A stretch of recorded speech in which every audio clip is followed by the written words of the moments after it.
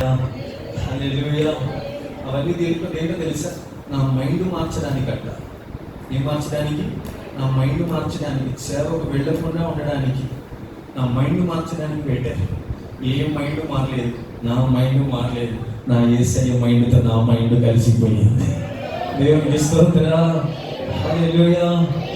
ఆ ఫోటో ఒక తాయెత్తు కట్టారే, ఆ తాయెత్తు రాత్రి కూడా నేను పడుకున్న తర్వాత ఒక నిమ్మకాయ, ఆ తాయెత్తు కట్టిన ఫోటో నేను పడుకున్న తర్వాత నా దిండు కింద పెట్టేవాళ్ళు మా వాళ్ళు. సరే ఏదో ఒక రోజు మరి లేచాను, దిండు తీసాను, కింద చూస్తే ఫోటో, తాయెత్తు కట్టిన ఫోటో, నిమ్మకాయ. ఇదేదో వెరైటీ ఉంది అని చెప్పేసి పక్క మంచంలో బెడ్లో మా చిన్నక్క పడుకుంటే చిన్నక్క బెడ్ కింద మంచం తలగడి కింద పెట్టాను, దిండు కింద పెట్టాను. పెట్టిన అరగంటకు గట్టిగా ఇచ్చింది మా చిన్నక్క. ఎప్పుడైనా వస్తే అడగండి, అప్పుడప్పుడు వస్తూ ఉంటుంది మా అక్క. మా చిన్నక్క వచ్చినప్పుడు అడగండి, మీకు చెప్తుంది. తల దిండి కింద పెట్టాను, గట్టిగా వచ్చింది. మా అక్క అరవగానే వెంటనే అవి తీసి నా దిండి కింద పెట్టాను. మళ్ళా మా అమ్మ నాన్న రాత్రి లేచి వచ్చి ఏమేదంటే నా మీద ఏదో కూర్చొని నా గొంతు తీసుకుతుందమ్మా అని. అప్పటికి వారం రోజులు నాన్న అయితే ఏ దయ్యం ఏ గొంతు తీసుకెళ్ళలేదు. దేవునికి మహిమ కలుగునుగాక. హల్లెలూయా. దేవుడు మనని పిలిస్తే ఎంత ఖచ్చితత్వాన్ని ఆయన మనకు అనుగ్రహిస్తాడు. ఆమేన్. అందుకని ఆయన ఒక మాట మీ పిలుపును ఏర్పాటును జాగ్రత్తగా చూసుకోండి అంటాడే. మనం పిలువబడినటువంటి పిలుపు, నా జీవితంలో నాకు ఇచ్చినటువంటి పిలుపు ఖచ్చితత్వాన్ని నా దేవుడు నాకు నా జీవితంలో దయచేశాడు. దేవునికి మహిమ కలుగునుగాక. నేను ఆగుతానయ్యా, నేను ఉంటానయ్యా, కొద్ది రోజులు టైం కావాలి, కొద్ది రోజులు గడువు కావాలి కాదు. నువ్వు యేసయ్య పిలుపు వెంటనే లోబడు, అన్ని చోట్ల నా దేవుడు నేను ఘనపరచడం ప్రారంభిస్తాడు. Praise the Lord. అందుకని పిలిచిన దేవుడు ఎవరయ్యా అంటే ఆయన నమ్మదగిన దేవుడై ఉన్నాడు. హల్లెలూయా, హల్లెలూయా. నా జీవితంలో గొప్ప షాకింగ్ విషయం ఏంటి అంటే, ఈ సంఘంలో నుంచి సేవకి వెళ్ళి ఈ సంఘంలోనే నేను సేవ చేయడం. Praise the Lord. హల్లెలూయా.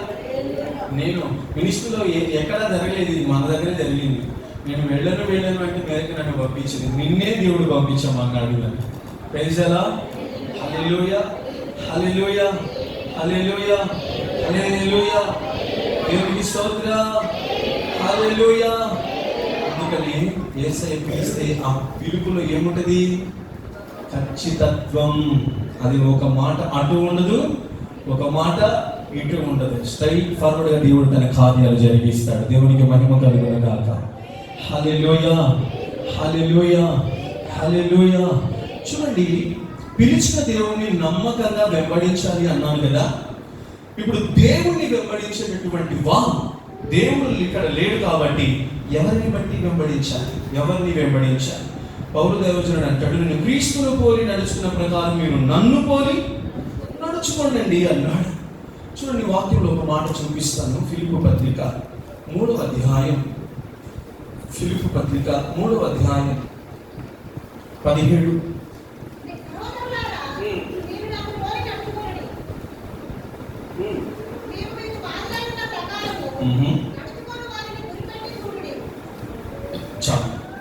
చూడండి సహోదరులారా, మీరు నన్ను పోలి నడుచుకోండి,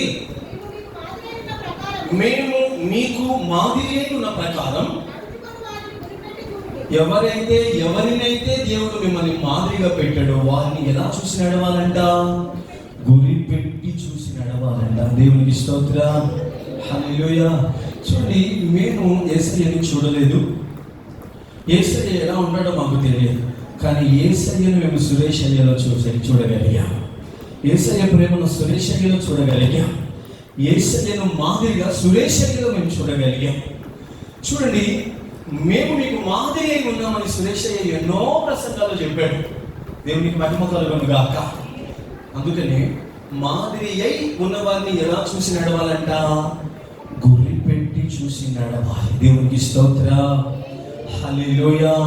ఇప్పుడు దేవుడు మనల్ని పిలిచాడే, పిలిచినటువంటి ఆ దేవుడు గురి యొద్దకు నడిపిస్తాడు. ఆ గురి యొద్దకు వెళ్ళాలంటే మాదిరికరమైన వారిని మనం ఫాలో అవ్వాలి. దేవునికి స్తోత్రం. ఎవరిని ఫాలో అవ్వాలండి? చెప్పండి, చెప్పాలి. కొంచెం మంచిగా చెప్పాలి. ఈ పక్కన ఈ మాట స్వరం ఎత్తి చెప్పండి, మాదిరిగా ఉన్న వారిని వెంబడించండి. గట్టిగా రావట్లేదు స్వరం, ఇంకొంచెం మంచిగా కళ్ళల్లో కళ్ళు పెట్టి చూసి చెప్పండి, హల్లెలూయా హల్లెలూయా హల్లెలూయా. చూడండి, మాదిరిగా ఉన్నవారిని వెంబడించండి అనే మాటకు అర్థం ఏంటి అంటే, ఇక్కడ రాయబడిన మాట, నాగలి మీద చెయ్యి పెట్టి వెనుకకు చూడవాడు పాత్రుడు కాదు. అంటే ఎవరిని మనం వెంబడించాలి అంటే, నాగలి మీద చెయ్యి పెట్టి దున్నుతూ ఉన్న వారిని మాత్రమే వెంబడించాలి కానీ, నాగలి మీద చెయ్యి పెట్టి ఆగిపోయిన వారిని, నాగలి మీద చెయ్యి పెట్టి ఆగి వెనక్కి పడిపోయిన వారిని మనం వెంబడించకూడదు, వారిని చూడకూడదు. దున్నుతున్న వారిని మనం చూడాలి. దేవునికి స్తోత్రం, హల్లెలూయా. భక్తిలో, ప్రతిష్టలో, సమర్పణలో, వైరాగ్యంలో, సేవలో, సంఘంలో దున్నుతూ ముందుకు వెళ్తున్న వారిని మాత్రమే మనం మాదిరిగా చూసుకోవాలి కానీ, అయ్యో వాడు పడిపోయాడే, వాడు లేస్తలేడే, వాడి బతికేంతే, వాడు వెనక పడిపోయాడే అని వాడిని చూడడం వల్ల ఏం జరుగుతుంది? మనం బట్టి చూసేవారు కూడా పడిపోతారు. కాబట్టి పడిపోయిన వారిని చూడకూడదు, నిలబడిన వారిని మాత్రమే మనం చూడాలి. దేవునికి స్తోత్రం. నాగలి విడిచి వెనుకబడిపోయిన వారిని కాదు వెంబడించింది, నాగలి బట్టి దున్నే వారిని మనం వెంబడించుదుము గాక. హల్లెలూయా. చూడండి, లోతు భార్య, ఆమె దేవుడు స్పష్టంగా మాట్లాడుతూ ఉన్నాడు, అమ్మ వెనక్కి మాత్రం చూడకూడదు, సొదొమ గొమొర్రా వైపు నువ్వు చూడకూడదు, అది అగ్నిగంధకములతో ఇప్పుడు బూడిద చేయబడుతుంది. కాబట్టి దేవుని సన్నిధిలో నుంచి అగ్ని దిగి వచ్చి దాన్ని బూడిద చేసే సమయంలో నీవు దానిని వెనకకు తిరిగి మాత్రము చూడొద్దు అంటాడు. దేవునికి స్తోత్రం. పౌలు అంటాడు వెనుకున్నవి మరచి ముందున్న వాటి కొరకే నేను వేగిర పడుతున్నాను అంటున్నాడు. వెనుకున్నవన్నీ కూడా దేనితో సమానంగా ఎంచుకున్నాడంట? పెంటతో సమానంగా ఎంచుకున్నాను. వెనుకున్నవన్నీ కూడా ఏంటంటే అవి పెంటతో సమానం. ఇప్పుడు నాశనం అయిపోయి ఆ సొదొమ గొమొర్రాను మాత్రం తిరిగి చూడకూడదు అంటున్నాడు. దేవునికి స్తోత్రం, హల్లెలూయా. దేవుడు మనం పిలిచినప్పుడు, దేవుడు మనం బయటికి తీసుకొని వచ్చినప్పుడు నాశనమయ్యే వాటిని మనం చూడకూడదు. ఆమేన్. బూడిదైపోయే వాటిని మనం చూడకూడదు. దేవుడు మనల్ని ఎక్కడికి నడిపిస్తాడో, ఎక్కడికి చూపిస్తాడో అక్కడికే మనం వెళ్ళాలి. చూడండి, లోతు భార్య చేసిన పని, ఆమె వెనక్కి తిరిగి చూసింది. ఆమె ఎలా మారిపోయిందంట? ఉప్పు స్తంభంగా మారిపోయింది. అందుకని ఒక మాట చదవండి, హెబ్రీయులకు రాసినటువంటి పత్రిక 10వ అధ్యాయం 26వ వచనం చదవండి. హెబ్రీ పత్రిక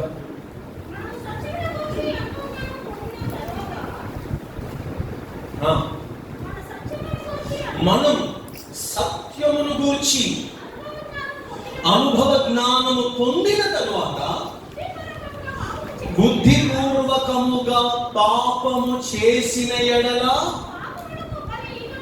ఆ పాపానికి బలికము ఉండదు. హల్లెలూయా. చూడండి, ఇప్పుడు ఈమె బుద్ధిపూర్వకంగా పాపం చేసిందా, బుద్ధి లేకుండా పాపం చేసిందా? సత్యం తెలుసు. ఎవరికి? లోతు భార్యకి సత్యం తెలుసా లేదా? నీకు సత్యం తెలుసా లేదా? నీకు వాక్యం తెలుసా లేదా? నీకు దేవుని ఉపదేశం ఏంటో తెలుసా లేదా? సత్యం తెలుసు.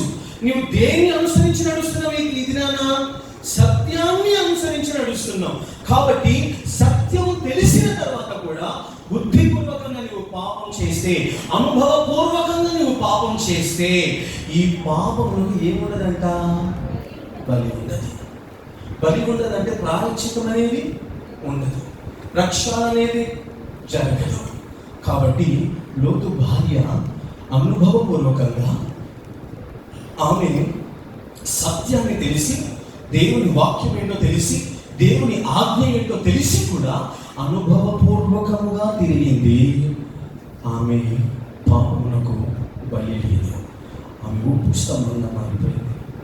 ఇది నేనైనా మీరైనా ఎవరైనా కానివ్వండి, సత్యం అనేది తెలిసి, వాక్యం అనేది తెలిసి, పరిశుద్ధత పాపం అనేది ఏంటో తెలిసి కూడా అనుభవపూర్వకముగా మనం పాపమును చేస్తే, అనుభవపూర్వకంగా పాపాన్ని జరిగిస్తే, పిలుపు ఎలాంటి పిలుపుతో నువ్వు పిలువబడ్డావో తర్వాత సంగతి, ఆ పిలుపు మాత్రం నిన్ను కాపాడలేదు. ఆ పిలుపు నీ పాపముల నుంచి ప్రక్షాళనలోకి నిన్ను నడిపించలేదు. దేవునికి స్తోత్రం. హల్లెలూయా, హల్లెలూయా, హల్లెలూయా, హల్లెలూయా. దేవుడే కదా బయటికి తీసుకుని వచ్చింది, దేవుడే కదా చేయి పట్టి తీసుకుని వచ్చింది సొదొమ నుంచి బయటికి అని అనుభవపూర్వకంగా పాపం జరిగిందే కదా. ఆ పాపానికి ఏం లేదంట, బలి లేదు, దానికి ప్రాయశ్చిత్తం అనేది జరగదు. కాబట్టి ప్రియులారా, నాగుల మీద చేయబెట్టిన మనం వెనక్కి తిరిగి చూడకూడదు. వెనక్కి తిరిగి చూడడం వల్ల బలి లేదు, ప్రాయశ్చిత్తం లేదు, మరలా మనకు ప్రక్షాళన జరగదు, మనం ఉప్పు స్తంభంగా మారిపోతాం. దేవునికి స్తోత్రం. హల్లెలూయా. ఈ మాట రాసుకోండి. దేవుడు పిలిచినటువంటి పిలుపు పాపంలో నుంచి నేను బయటికి, పాపం చేశావు కానీ చేసిన తర్వాత ఆ పాపం ఎలా చేశావు? బుద్ధిపూర్వకంగా చేశావు. బుద్ధిపూర్వకంగా చేసినటువంటి పాపం పిలుపు, ఆ పాపాన్ని పిలుపు బయటికి లాక్కొని రాలేదండి. సంసోను బుద్ధిపూర్వకంగా చేశాడా? బుద్ధి లేకుండా చేశాడా? నువ్వు చచ్చిన దానిని ముట్టకూడదు అన్నాడు, కానీ చచ్చిన దానిలో నుంచి ఆహారం తీసుకొని తిన్నాడే. బుద్ధిపూర్వకంగా చేశాడా? తెలియకుండానే చేశాడా? బుద్ధిపూర్వకంగానే చేశాడు. అతని దర్శనం పోయింది, అతని ప్రతిష్ట పోయింది, అతని అభిషేకం పోయింది. అతడు ఇప్పుడు ఒక్కడిగా ఒంటరిగా వెళ్ళిపోయాడు. అతనికి బలి ఉందా?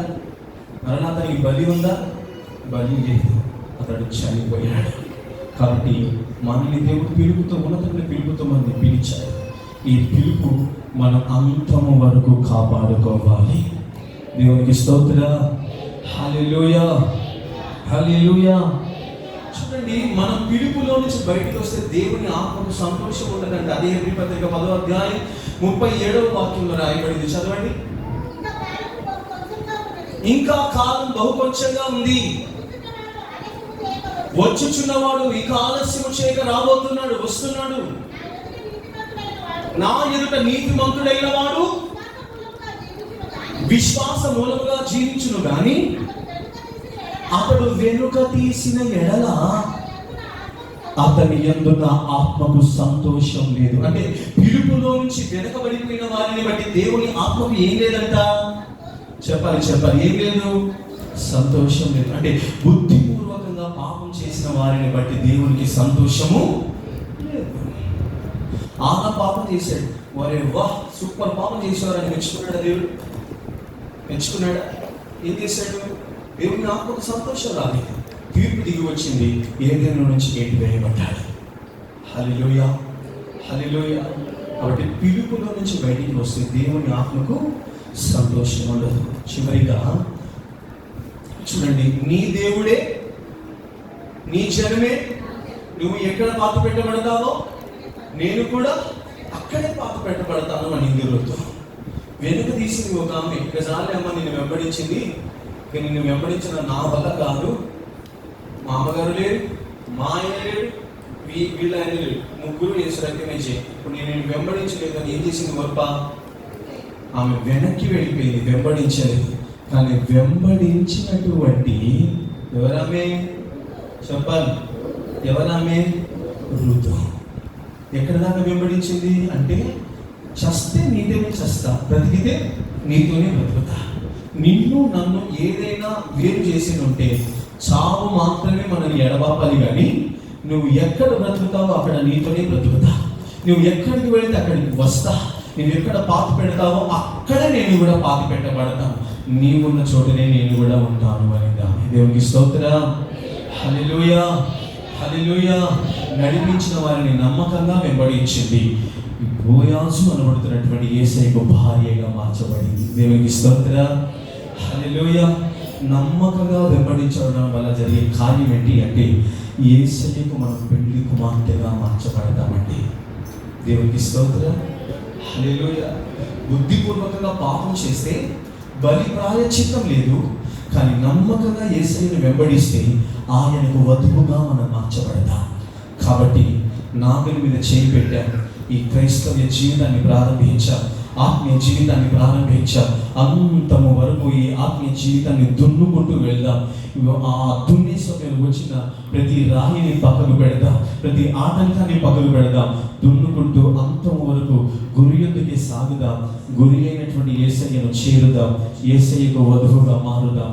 అట్టి కృప దేవుడు మనందరికీ దయచేయునుగాక. ఆమేన్. మోకరించండి ప్రియులారా, మనం ప్రార్థన చేసుకుందాం.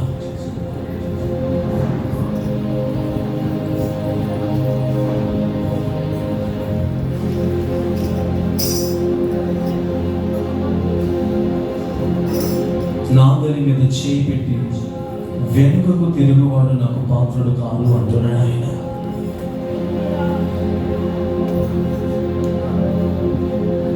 ప్రభు మనల్ని పిలుస్తూ ఉన్నాడు. ఆయన పిలిచిన దేవుడు. ఆకాశ పక్షులకు గూళ్ళున్నాయి, నక్కలకు బొరియలున్నాయి, మనుష్య కుమారుడు తలవాచులకైన స్థలము లేదు అన్నాడు. మనకు కావాల్సింది లోకం సంపాదన కాదు, యేసయ్య మనకు కావాలి. యేసయ్యను వెంబడించేది అన్ని వస్తాయని కాదు, యేసయ్య కావాలి అని వెంబడించాలి. రెండవదిగా, అయ్యా మా తండ్రిని పాతి పెట్టుకొని వస్తానయ్యా అంటున్నాడు. ప్రియులారా, అవకాశం ఉండగానే, సమయం ఉండగానే, పిలుపు ఇంకా మీ జీవితంలో ఉండగానే లోబడగలిగితే నిత్య జీవాన్ని కదా నా యేసయ్య నీకు ఇచ్చేది. నువ్వు బ్రతకాల్సింది మృతుల కొరకు కాదు, సజీవుడైన దేవుని కొరకు నువ్వు బ్రతకాలి. బ్రతకవలసింది మృతుల కోసం కాదు, జీవం కలిగిన యేసు కొరకు నువ్వు బ్రతకాలి.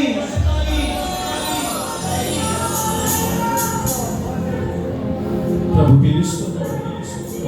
మా ఇంటి దగ్గరికి వెళ్ళి మా ఇంటి యొక్క సెలవు తీసుకుని వస్తాను.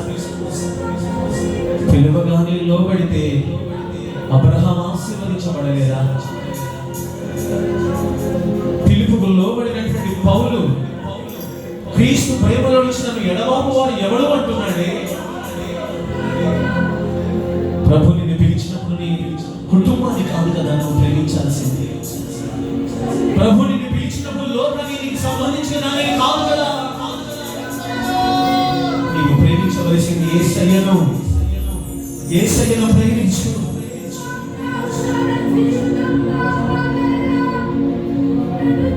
ఆలస్యం చేయకూడదు. పిలుపుకు లోబడు, పిలుపుకు లోబడు, పిలుపుకు లోబడు.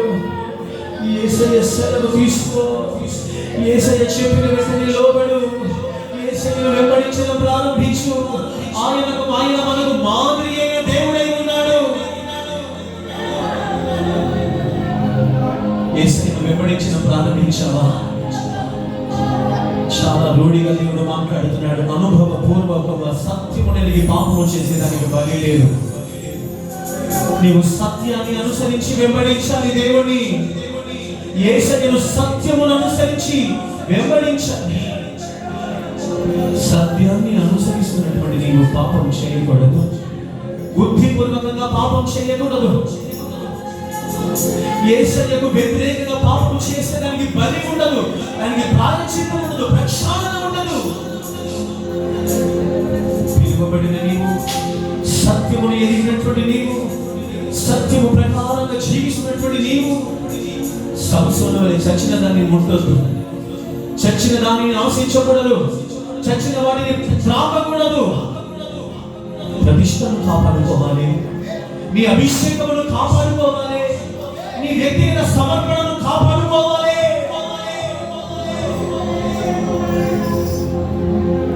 యేసయ్య పిలిస్తే యేసయ్యను మాత్రమే చూడు.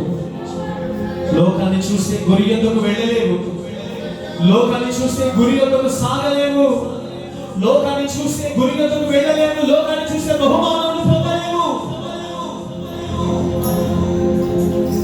పిలిచిన దేవుడు నమ్మదగిన వాడు.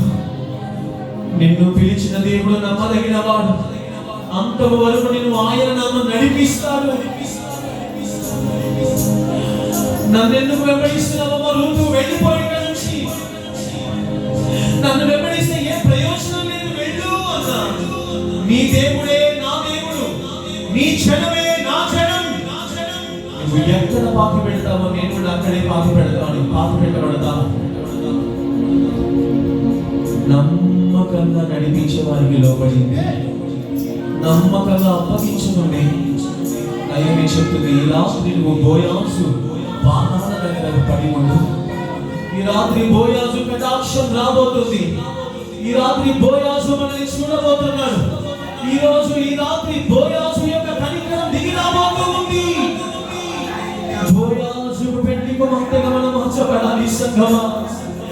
అంతవరకు నీ పిలుపులో నీవు స్థిరపడితే యేసయ్యని నీకు స్వాస్థ్యముగా పొందుకుంటావే. నయోమికి ఏ స్వాస్థ్యం లేదు, నయోమికి ఏ స్వాస్థ్యం లేదు, రూతుకి ఏ స్వాస్థ్యం లేదు. కానీ రూతు ఏమీ లేకపోయినా, ఏది పొందుకోలేకపోయినా నయోమిని వెంబడించిందే. ఆ నమ్మకత్వం కలిగిన వెంబడించే విధానం బోయాజు తీసుకున్నాడు. బోయాజు రూతును అంగీకరిస్తున్నాడు. బోయాజు పిలిచినటువంటి ఆ పిలుపును అంగీకరించిన దేవుడు స్వాస్థ్యం. యేసయ్యే మనకు స్వాస్థ్యం. పిలిచిన దేవుడే మనకు స్వాస్థ్యం. పిలిచిన దేవుడే మనకు స్వాస్థ్యం. ఆయన తప్ప ఏది మనకు స్వాస్థ్యంగా మారకూడదు.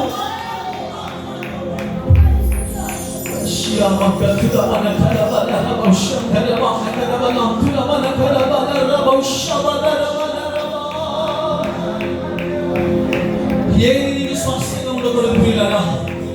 ఏది నీకు స్వాస్థ్యంగా ఉండకూడదు?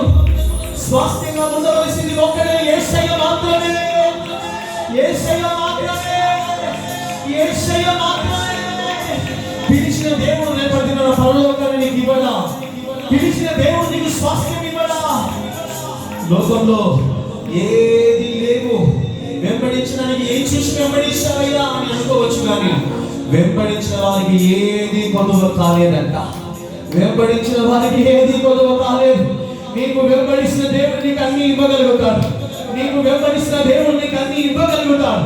ఆయన నిన్ను పోషించగలుగుతాడు. ఆయన నీకు సమృద్ధిని ఇవ్వగలుగుతాడు. నీకు ఆరోగ్యాన్ని ఇవ్వగలుగుతాడు. నిన్ను గంతము వరకు నడిపించగలుగుతాడు. Yes Lord, yes Lord, yes Lord, yes Lord. మరలా ప్రభు నీతో మాట్లాడుతున్నాడు. పిలిచిన దేవుడే నీ స్వాస్థ్యం. పిలిచిన దేవుడే నీకు స్వాస్థ్యం. పిలిచిన దేవుడే నీకు స్వాస్థ్యం.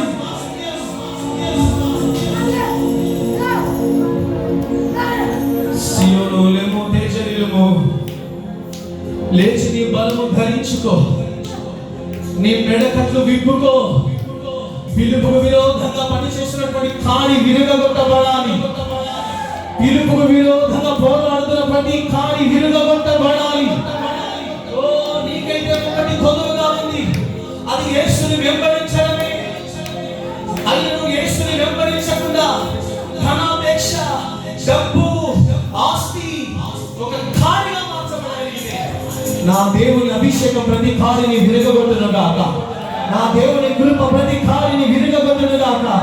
ఓ ప్రభుని బతుమలాడుకో, నేను నీ పిలుపుకు లోబడాలయ్యా. నిన్ను వెంబడించగలిగిన ఆ పొదువులను సమృద్ధి చేయగలగాలయ్యా.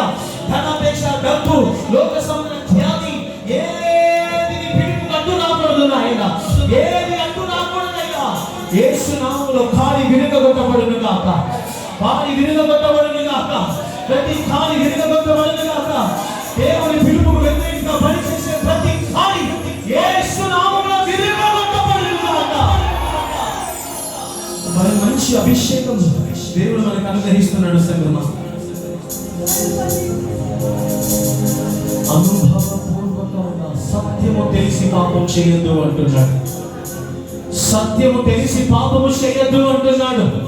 వాక్యము లేని పాపం చేయొద్దు. ఏది మంచి, ఏది పరిశుద్ధమని తెలిసి కూడా పాపానికి దాసులుగా మారుతున్నారు చాలా మంది. బలి లేదు, ప్రాయశ్చిత్తం లేదు, ప్రక్షాళన లేదు అంటున్నాడు. ప్రభు నిన్ను పిలిచాడు. ఇది నన్ను నిన్నే నా దేవుడు దర్శించాడు. నీతోనే దేవుడు మాట్లాడుతున్నాడు. నీతోనే మరలా దేవుడు అంటున్నాడు, నిన్నే దేవుడు పిలుస్తూ ఉన్నాడు, రా రా రా రా. ప్రభు పిలుపుకు లోబడు, ప్రభు పిలుపుకు లోబడు, యేసయ్య పిలుపుకు లోబడు. సంపూర్ణంగా పిలుపుకు అప్పగించుకో, సంపూర్ణంగా పిలుపుకు అప్పగించుకో.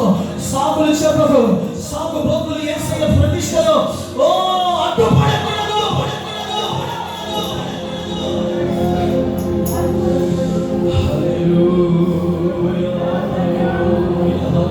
తీర్మానంలోకి రాగలుగుతారా? ప్రభు పాదాలు పట్టుకొని, ప్రభు పాదాలు పట్టుకొని ఒకసారి యేసయ్య నీ పిలుపుకు నేను లోబడతాను. ఈ పిలుపులో నుంచి నేను బయటికి వెళ్ళను నాయన. ఏ పిలుపుతో నా దేవుడు నిన్ను పిలుస్తూ ఉన్నాడు. నాగలి మీద చేయి పెట్టాలి. నాగలి దున్నడం కష్టమైనా పర్వాలేదు, రాళ్ళు వచ్చినా పర్వాలేదు, అడ్డంకులు వచ్చినా పర్వాలేదు, పోరాటములు వచ్చినా పర్వాలేదు, శోధనలు వచ్చినా పర్వాలేదు, సమస్యలు వచ్చినా పర్వాలేదు, శ్రమలు వచ్చినా పర్వాలేదు. నాగలి దున్నుకొని వెళ్ళగలిగిన కృప పొందుకో. ఓ శోధన దున్నాలి, సమస్యలను దున్నాలి, కష్టాలను దున్నాలి, శ్రమలను దున్నాలి, అప్పగించబడిన పరిచర్యను దున్నాలి. నీ పిలుపు ఏ అడ్డు వచ్చినా అడ్డు తొలగాలి, కానీ పిలుపుల నుంచి బయటికి రాకూడదు. నీకు దున్నుతుండగా నీ పిలుపుకు అడ్డు వచ్చినవే పక్కకు వెళ్ళాలి, కానీ నీకు పక్కకి వెళ్ళడానికి వీలేదు. సంగమా, ఉన్నతమైన పిలుపుతో లోకంలో నుంచి నా దేవుడు నిన్ను పిలిచాడే, వ్యసనాలలో నుంచి నా దేవుడు నిన్ను పిలిచాడే, బంధకాలలో నుంచి నా దేవుడు నిన్ను పిలిచాడే. పిలిచిన దేవుడు నమ్మదగిన వాళ్ళని మాట్లాడుతున్నాడు ఆయన. నేను నిన్ను పిలిచాను, నేను నమ్మదగిన దేవుడను.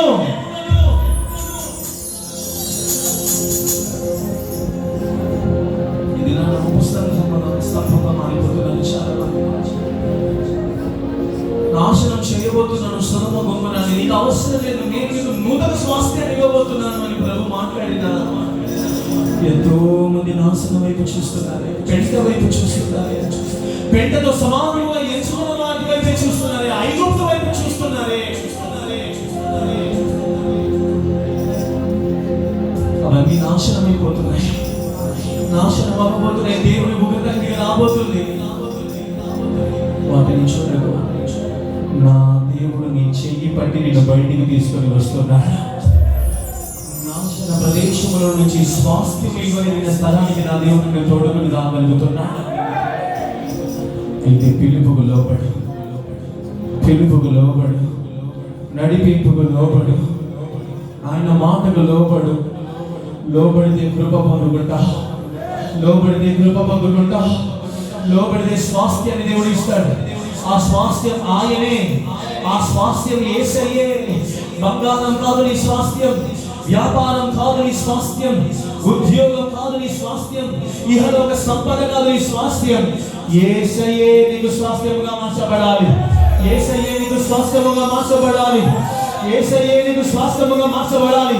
పిలువబడిన వారికి ఉన్న ఏకైక స్వాస్థ్యం యేసయ్య మాత్రమే, యేసయ్య మాత్రమే. నీ నిత్య మహిమకు పిలచితివా, నీ స్వాస్థ్యముగా నన్ను మార్చితివా. నీ నిత్య మహిమకు పిలచితివా, నీ స్వాస్థ్యముగా నన్ను మార్చితివా. ఆత్మాభిషేకముతో స్థిరపరచినా,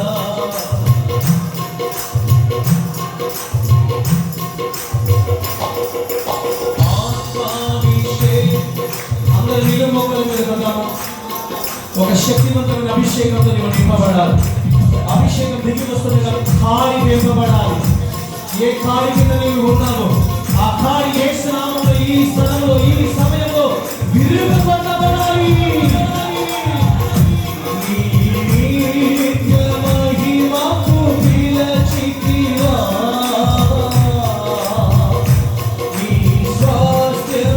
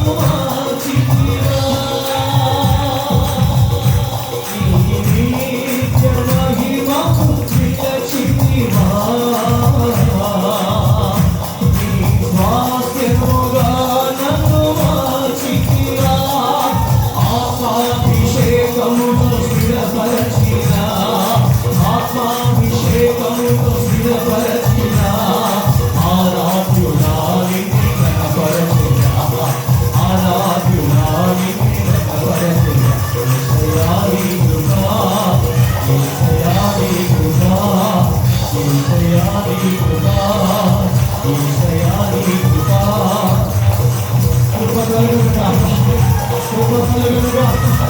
యేసు నామమున అభిషేకం దిగి వస్తుండగా, అభిషేకం దిగి వస్తుండగా ప్రతి ఖాళీ విడుదలగా దేవుని నిర్వహించకుండా అడ్డుపడుతున్న ఖాళీ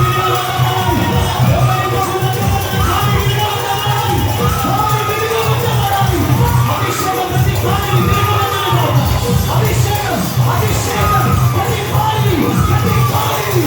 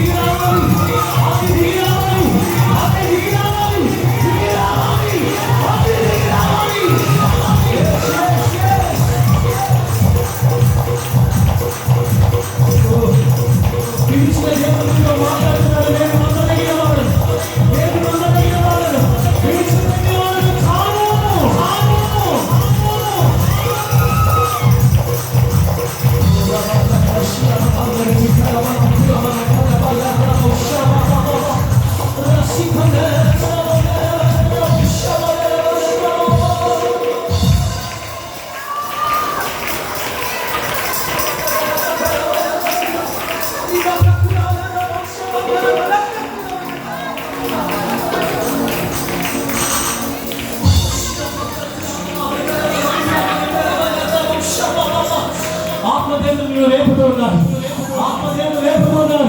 పక్షిరాజు ఎవరు వలె నూతన ఎవరు, నూతన సౌందర్యం, నూతన ప్రతిష్ట, నూతన అభిషేకం కలుగును గాక, కలుగును గాక, కలుగును గాక, కలుగును గాక, కలుగును గాక.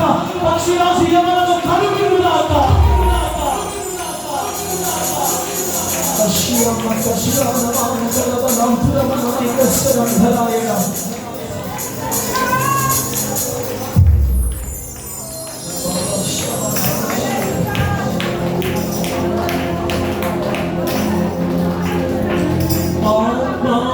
ఆత్మాభిషేకముతో స్థిరపరచునా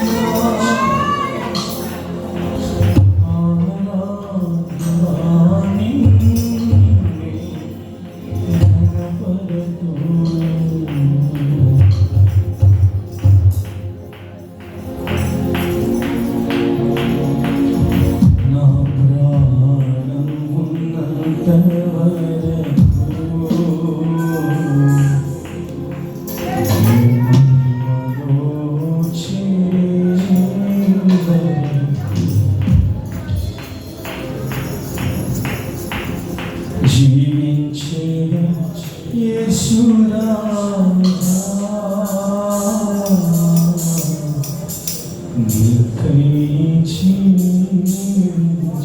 నీ కన్నీళ్ళు వేసే పాదాలు పడాలి, నీ కన్నీళ్ళు వేసే పాదాలు